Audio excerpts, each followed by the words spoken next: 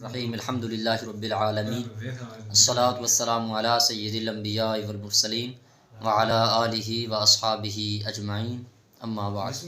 معزز سامعین و ناظرین، السلام علیکم ورحمۃ اللہ وبرکاتہ۔ سلسلہ اربعین ختم نبوت صلی اللہ علیہ وآلہ وبرکہ وسلم میں 14 احادیث مبارکہ اب تک ہم نے سینڈ کر لی۔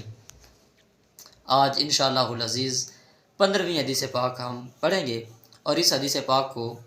مولا علی رضی اللہ تعالیٰ عنہ کی اولاد میں سے ایک شخص حضرت ابراہیم بن محمد رضی اللہ تعالیٰ عنہ انہوں نے بیان فرمایا۔ آپ فرماتے ہیں کہ کانا علی رضی اللہ تعالیٰ عنہ اذا وصف النبی صلی اللہ علیہ وآلہ وسلم، مولا علی رضی اللہ تعالیٰ عنہ جب رسول پاک صلی اللہ علیہ وسلم کے اوصاف بیان کرتے اور حضور کا حلیہ پاک بیان کرتے، قال تو مولا علی فرماتے